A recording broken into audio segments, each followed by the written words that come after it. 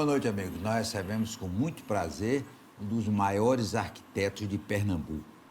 O que ele fez de coisa bonita não está, como se dizia antigamente, no gibi. E ele é especialista no uso primoroso da madeira. Pedro Mota, como foi sua carreira na arquitetura? Por que optou pela arquitetura? João, meu avô era construtor em São Paulo e eu frequentava escritório de consultora e de engenharia desde criança. E eu tenho até hoje uns recortes de desenhos, de projetinhos que eu fazia com 5 anos, 6 anos, 7 anos de idade, que acompanhava muito meu avô nessas obras. Tem projeto com 6 anos, né? Eu fazia as casinhas, né? Fazia as casinhas, né? aquela coisa, aquele desenho com caneta, né? E eu ainda tenho isso, eu mostro hoje isso para meu neto, né? Aí meu neto quer ser jogador de futebol. Mas aí comecei com isso, depois sempre gostei de obra. Eu acho que um fator muito importante é isso, a gente está sempre associado o projeto à obra. E a gente acompanha muito de perto, a gente detalha tudo isso bastante. E as obras, elas são muito gratificantes, porque é uma forma de você deixar a sua marca no tempo, né? E como foi que começou sua paixão com a madeira? Olha, foi uma certa coincidência. Eu trabalhei muito tempo, quando trabalhei em São Paulo, eu trabalhei com projetos que envolviam um pouco a madeira, trabalhei na área de urbanismo também. E nós fizemos uma primeira experiência com um trabalho de madeira muito bom no Pontal de Maria Farinha, na casa de um amigo meu. E foi uma experiência muito boa, muito bem sucedida. Eu comecei a me apaixonar pelo material, porque depois, refletindo um pouco sobre a madeira, eu acho que se não fosse a madeira e o cavalo, o homem ainda estaria na época do homem das cavernas, porque a evolução da humanidade, ela começou muito com a madeira. A madeira, primeiro, ela foi lenha para aquecer a caverna, depois ela foi abrigo, foi habitação, depois ela foi roda, foi criada, o homem inventou a roda, aí já entrou o cavalo, né, nas conquistas e tudo. Depois da roda, as embarcações, né, que promoveram todas as travessias oceânicas e internamente nos países europeus também, nos rios internos. E a madeira, e depois, ao mesmo tempo, a imprensa, porque a madeira, o papel é feito da celulose, né? Então, os livros, tudo... E as primeiras prensas foram de madeira. Foram de madeira, exatamente. Foram entalhadas em madeira. Então, é um material fantástico, né? E, na medida que é um material renovável, é fantástico, porque se você pegar uma madeira enterrada na água, como eu já presenciei, uma madeira de 100 anos, eu vi isso enterrado, que era de um estaleiro da companhia de tecidos paulista, da CTP, lá do Grupo Lundin. Quando você tirou a madeira enterrada dentro da lama e cortou a madeira, ela tinha um cheiro de madeira nova. É impressionante. Uma madeira 100 anos dentro da água. Então, é um material fantástico. Vamos falar de alguns projetos. Se alguém me perguntasse qual é o projeto do Pedro Mota mais bonito que eu já vi, eu dizia, eu não sei dizer, porque é cada um mais bonito que o outro. Eu vou começar com o Nanai. O Nanai, toda a relação que se faz dos resorts mais bonitos do Brasil, está o Nanai. Como foi a sua história com o Nanai? É verdade. O Nanai foi um case enorme de sucesso, graças a uma visão empreendedora, um visionário que é Tarcísio Meiralins, que é seu amigo também, meu amigo, uma pessoa fantástica. E Tarcísio vislumbrou essa possibilidade de vamos fazer um hotel com as características de um hotel polinésio no Nordeste do Brasil, né? A diferença é que na Polinésia os bangalôs são em cima da água. E aqui nós criamos 4.500 metros de piscinas e os bangalôs estão dentro das piscinas, né? E, inspirado, inclusive, nessa construção que eu fiz no Pontal de Maria Farinha, que ficou muito bonita, Tarcísio encomendou o projeto do hotel. E aí nós desenvolvemos muito, eu fiz algumas viagens com Luiz Otávio, filho de Tarcísio mais velho, nós fizemos um périplo aí por mais de 40 hotéis na Polinésia e visitamos bastante e aperfeiçoamos o que tinha de melhor lá. A gente saiu aperfeiçoando o que tinha de melhor e criamos o Nanai. Foi um projeto que começou em 96, né? 96 e em mais ou menos início de 2000 o hotel começou a funcionar em regime experimental. E outro dia eu encontrei com o Tarcísio Nanai foi humilhado. Foi humilhado pelo Nanai de Fernando de Noronha, que é realmente uma coisa de cinema, né? É verdade. O Nanai de Noronha... pequenininho, né? Poucas unidades, né? Ele existia já um hotel ali, que é do atual sócio, inclusive, de Tarcísio, nesse empreendimento, e foi feita uma reforma, foi feito um paisagismo, foi feito...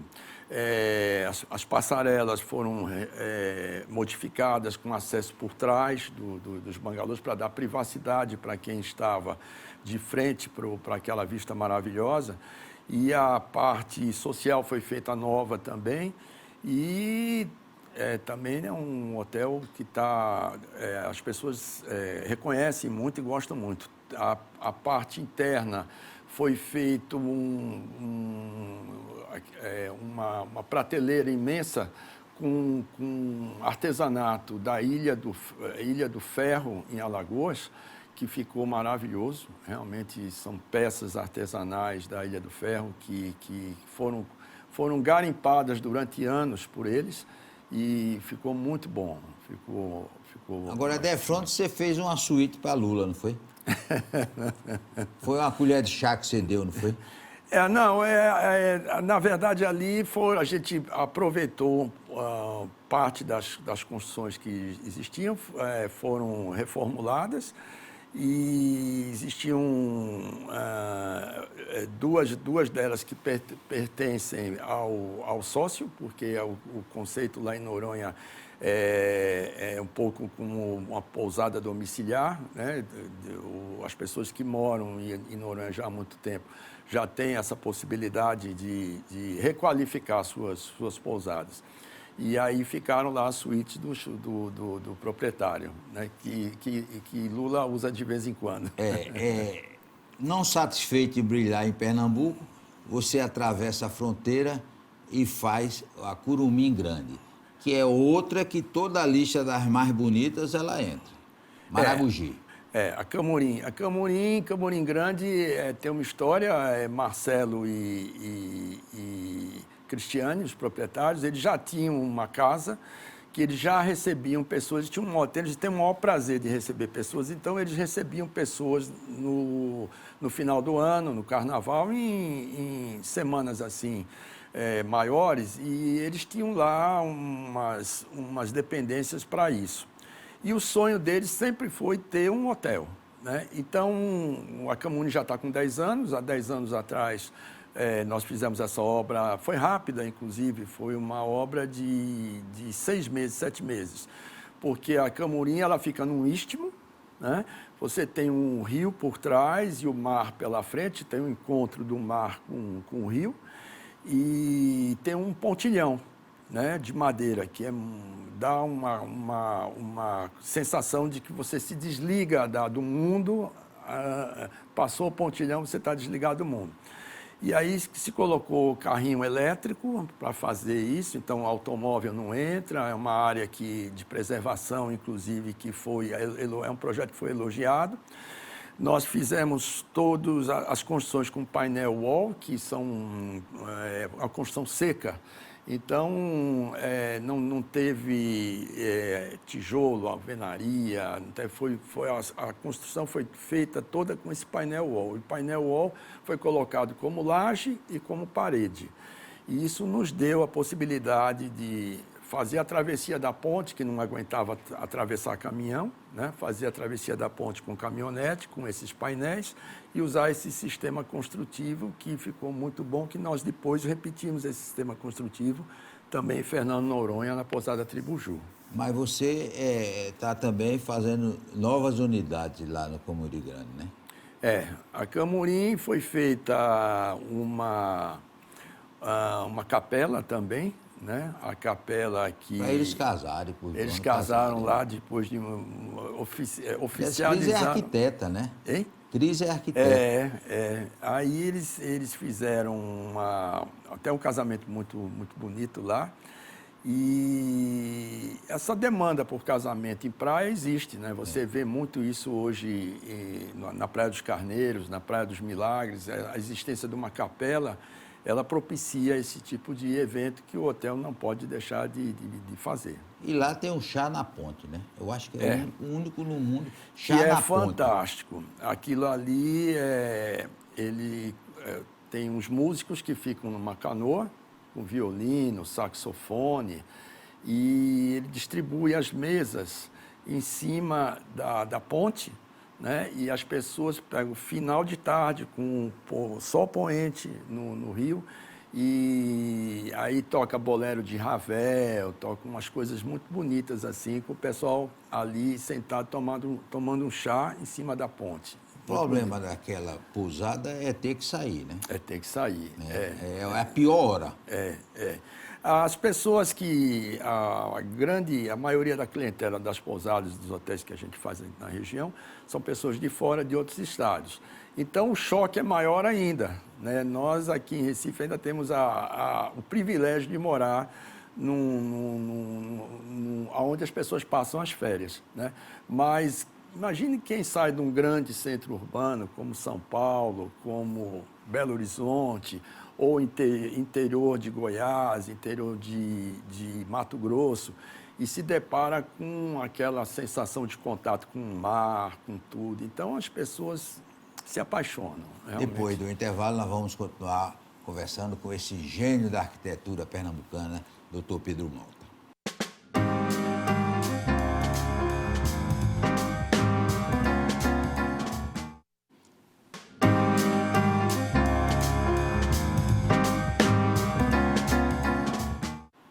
Pedro Malta, você tem o hábito de humilhar suas obras, né? Depois do Curumim Grande, você faz a Antonina ainda mais bonita, né? Ainda bem que foi para o mesmo grupo, né? O mesmo grupo, né? Ninguém ficou, 10 anos depois. Ninguém ficou com ciúmes, né? É verdade. Marcelo e os proprietários da Camurim, Marcelo e Cristiane, e os filhos já mais maduros, mais adultos, Paula, Cristiane. Tem um trabalho do Canadá, né? Já vi isso. Um dos filhos trabalha do Canadá, né? Usando aí a internet. A internet. Aí veio a Antonina. Veio a Antonina. A Antonina, na Praia do Antunes, é uma das praias mais bonitas de Alagoas. E gostosas. Gostosa de Alagoas, um banho de mar fantástico, né? E aí nós desenvolvemos o projeto da Antonina numa situação muito interessante, porque os bangalôs, eles são superpostos, quer dizer, as suítes são superpostas, mas elas são superpostas um ângulo de diferença de 90 graus entre a parte do terraço de cada uma. Então, quem está em cima não vê quem está embaixo e vice-versa. Então, isso dá muita privacidade. As suítes de baixo, elas têm piscina, as suítes de cima tem um banheiro externo, um ofurô externo, e tem também a beleza do telhado com pé direito alto, tudo. E nós preservamos tudo que tinha de vegetação lá e Marcelo é muito caprichoso, plantou muito mais coisas.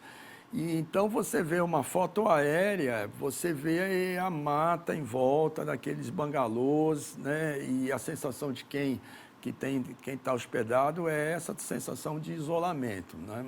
Agora, Pedro, aquele teto é uma obra de arte. Eu vou dizer uma coisa, ali precisa de muito cálculo, né, para fazer aquela coisa tão bonita, né? Eu diria a você que a madeira ela tem uma característica interessante. Quanto mais superdimensionada ela for, mais bonita fica a estrutura. Quando você vem para estruturas calculadas no limite, elas ficam são estáveis do ponto de vista estrutural, mas fica com uma aparência que deixa a desejar. Quando você entra com peças maiores, com toras de eucalipto, que a gente trabalha bastante também, você entra com peças maiores, você tem uma sensação de equilíbrio estático e, ao mesmo tempo, estético. Você tem muito essa sensação. Então, a madeira, ela não é como uma estrutura de concreto que, se você superdimensiona, ela fica aquela coisa meio que pesadona. A madeira, ela superdimensionada, não é superdimensionada, mas dimensionada acima do que seria necessário, ela dá um aspecto muito interessante. É como os chalés de montanha, que você vê muito esses chalés nos Alpes, tal. São peças bastante parrudas e dá aquela característica porque o chalé, ele é um pouco o bangalô, ele é um pouco o desejo de todos nós, de abrigo, de aconchego, né? As pessoas se sentem muito bem em um local como esse. Ô Pedro, agora você faz muitas casas, né? Em praia, em Gravatá. Toda casa bonita que eu vou em praia, Gravatá, eu nem pergunto de quem é, e logo é de Pedro Mota. Também é uma das suas especialidades fazer essas casas de campo e de praia, né? A gente tem essa característica, a gente tem trabalhos muito voltados para a área de lazer e de bem-estar, vamos dizer assim. Então, a gente trabalha muito com pousadas, a gente trabalha muito com casas de praia, com casas de campo, trabalhamos muito com clubes e condomínios. Nós fizemos agora já há um certo tempo, 2 condomínios maravilhosos na Praia dos Carneiros, com uma distância de 70 metros da linha de pré-mar, não tem empreendimento que tenha isso, preservando mangueiras centenárias. A gente faz toda a distribuição das construções, considerando o que existe. A gente faz um levantamento topográfico com as espécies naturais para a gente preservar. Então, a gente muda, a gente redimensiona, a gente recoloca em posições em relação a isso. E os hotéis todos a gente faz muito esse trabalho. Ô Pedro, você está reformulando somente nesse seu trabalho de casa, porque hoje o home office mudou muito, né? Tem muita gente que tem uma tal de segunda residência que passou a ser a primeira, né? É verdade. Na pandemia é grande, mas hoje tem muita gente que você pode ter uma casa numa praia, ter uma casa em Gravatá e trabalhar normalmente. Você mudou o esquema para proporcionar isso do hóspede. As casas que a gente tem feito pós-pandemia, todas têm escritório, normalmente. Tem um home office dentro de casa, as pessoas pedem ambientes maiores. Porque Cozinha gourmet também pedem, né? Também, isso é quase que a maioria pede isso, né? Mas hoje o homem gosta também de ir para a cozinha, gosta de fazer, de atender de dar prazer a seus amigos, de fazer, ou um amigo que cozinha, isso acontece bastante. E o que a gente notou nesse período pós-pandemia, ou durante a pandemia, é exatamente a volta às origens. Todo mundo está querendo seu cantinho, todo mundo quer seu quintal, todo mundo quer seu jardim, né? Porque o isolamento deu essa oportunidade para as pessoas repensarem um pouco a vida, né? Então, quem estava só em centro urbano, dentro de apartamento e achando que aquilo era o melhor para ele, percebeu que não era. Isso é um fenômeno mundial. Esse esvaziamento de imóveis urbanos, inclusive de escritórios urbanos, é um fenômeno que acontece no mundo todo, em função que hoje você pode trabalhar a quilômetros e quilômetros de distância. Isso é muito O Pedro, você já fez várias pousadas, já fez algum motel? Motel? Não. Ainda não, está esperando um convite. Não, motel não. Mas não é por fazer, não. Eu acho que o motel é uma coisa que, até certo ponto, antigamente era uma oportunidade para as pessoas conviverem com suas namoradas. Hoje em dia, você recebe o namorado da sua filha na sua casa. Você prefere que ela esteja lá do que ela esteja por aí. Então, mudou bastante isso também, né? Essa oportunidade de você ter um convívio em família muito maior. Não é que a casa virou um motel, não é isso, mas você, depois de um namoro consolidado, por um certo tempo, você tem prazer em receber um namorado ou a namorada de seu filho, da sua filha, e conviver com eles no final de semana, né? Você tem uma relação com o Zé Maria, a pousada Zé Maria, meio conturbada, né? Porque ele não tem muito juízo, né? Tem mais ou menos, né? Como é a sua relação? Porque a pousada Zé Maria é outra legenda em Fernando de Noronha, né? Zé Maria, ele foi eu acho que eu frequento a casa de Zé Maria da época que era uma casa pré-moldada de madeira, que ainda é o atual restaurante, era a casa dele, não tinha... A única suíte era dele. Aí ele cedia a suíte dele e ia dormir num quartinho que ele tinha embaixo para convidados. E Zé Maria... Botava as bebidas e você anotava numa cadernetinha. E ele me disse que pagavam, nunca deram golpe nele, pagavam mais, porque ele é sabido, né? Pagavam mais do que o valor, não era? Não era assim? Zé Maria, ele é muito carismático, né? É uma pessoa bastante carismática e é impressionante. Quando eu estou, de vez em quando, lá na pousada dele, a trabalho... aí eu me sento na mesa com ele, que ele gosta muito, e pedir o barco de sushi, né? E N pessoas que vão lá para o festival, hóspedes e não hóspedes na pousada, as pessoas pedem... ele é uma celebridade, vão tirar foto com ele, conversam com ele. Meu pai esteve aqui, mandou um abraço para você, não sei o quê, papapá. Então, Zé, realmente, ele é a alma da ilha. Mas festival atrapalha as suas obras, né? Atrapalha as obras. Sim, porque ele tem o festival às quartas e aos sábados. E tem o Réveillon, uma vez por ano, que é um Réveillon grande, que não é só uma festa, tem vários eventos. Então, para fazer obra na pousada de Zé Maria, você tem que intercalar entre os períodos de festival, de Réveillon, de tudo. Então, é um passo a passo que não dá para fazer tudo de uma vez. Mas você reformou agora o Parque Aquático, não foi? Nós fizemos, já faz um certo tempo, nós fizemos reformulamos a piscina dele, o bar da piscina, o deck da piscina. Existiam umas calçadas descendo para a piscina, aí nós criamos uns redários, criamos um deck de redário também, e tudo que podia se mexer da parte externa, a gente foi fazendo. Agora, o restaurante, que é mais complexo, porque como tem o festival quartas e sábados, fica difícil você interromper 2 meses para fazer uma obra, né? Ele sai para pescar todo dia. Há controvérsia se ele traz o peixe que pescou ou que compra dos outros. Não, ele pesca sim. Ele pesca, porque né? Eu já vi... A oposição é que inventa isso. Não, ele pesca sim, ele gosta. Ele gosta e ele entende. Ele gosta, ele tem embarcação para isso e ele vai, ele gosta muito. Eu acho que o festival começou muito por conta disso, das pescarias, que ele pegava tanto peixe que não tinha o que fazer com os peixes, né? Então, eu acho que ele criou o festival em parte por causa disso. Ô Pedro Mota, o seu melhor projeto é o próximo? Eu acho que sim, né? Eu acho que isso que Você está sempre melhorando. nos estimula, né? Que bota para frente. A gente fica sempre estimulado em fazer o melhor, né?